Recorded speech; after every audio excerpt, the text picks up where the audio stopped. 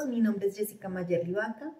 Hoy vamos a hablar sobre un tema fundamental para entender la historia reciente de Colombia, el acompañamiento psicosocial, su diálogo con la psicología y el impacto de verdad, el poder y la resistencia en el análisis de las problemáticas sociales de nuestro país. ¿Por qué es tan importante este tema? Porque nos permite reconstruir una memoria histórica desde la perspectiva de quienes han vivido el conflicto. Porque el enfoque psicosocial ayuda a sanar heridas emocionales y colectivas. Y además porque el poder y la resistencia moldean la manera en que interpretamos nuestro pasado. A lo largo de esta exposición vamos a analizar cómo el acompañamiento psicosocial nos ayuda a escuchar, a hablar y a reconocer cómo se conecta la psicología para entender nuestra historia y de qué manera la verdad, el poder y la resistencia influyen en la construcción de una memoria colectiva en Colombia. El objetivo es analizar y reflexionar sobre cómo estos elementos contribuyen a la reparación social y a la construcción de un país más justo. El acompañamiento psicosocial a la hora de escuchar, hablar y reconocer es un acompañamiento mucho más que algo terapéutico, es un camino hacia la sanación colectiva. Pero, ¿qué significa realmente? Cuando hablamos de escuchar no es solo oír, es validar la experiencia del otro. La Comisión de la Verdad del año 2022 destacó la importancia de una escucha activa.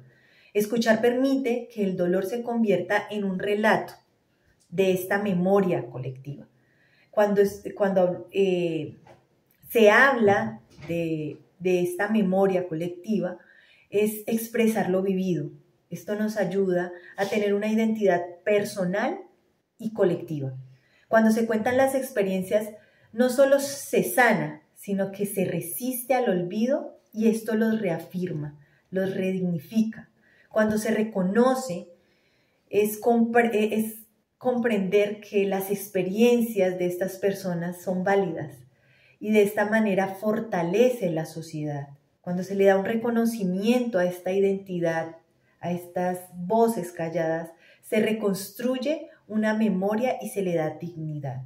Por ejemplo, en las comunidades desplazadas que han usado estos relatos para dignificar su historia, para que los oigan, para que los vean.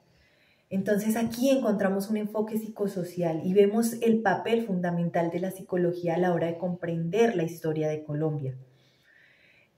No podemos comprender la historia de Colombia solo con números o fechas. Necesitamos un impacto emocional, comprender ese impacto en la sociedad, en el conflicto. Cuando hablamos de una historiografía tradicional versus un enfoque psicosocial, vemos que la historia se centra en los eventos, en las cifras, pero cuando le damos un enfoque psicosocial le damos voz a las víctimas, a las comunidades. Vemos el impacto que tienen las políticas de seguridad y su impacto psicológico en la ciudadanía. El rol del psicólogo analiza el trauma y la resiliencia de las víctimas, permite entender y dar respuestas emocionales al conflicto. Hay una conexión clave entre ellas y es que las respuestas al conflicto no dependen solo de las estrategias militares, sino también de cómo las comunidades han interpretado el sentido y han resistido la violencia. La verdad, el poder y la resistencia en la memoria de Colombia, en la historia, no solo se escribe en documentos, sino en experiencias de quienes han sido silenciados. Vemos cómo esta conexión entre esta historia y lo psicosocial no solo explica el pasado, sino que también propone vías de reconciliación y transformación.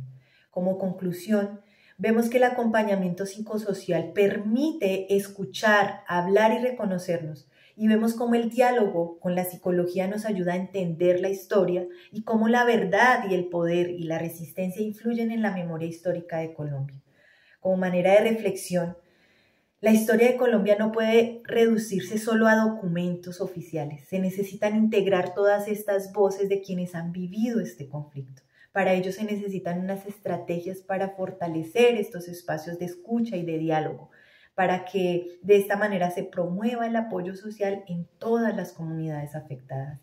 Gracias por acompañarme en esta exposición y ahora abro un espacio para preguntas y un diálogo.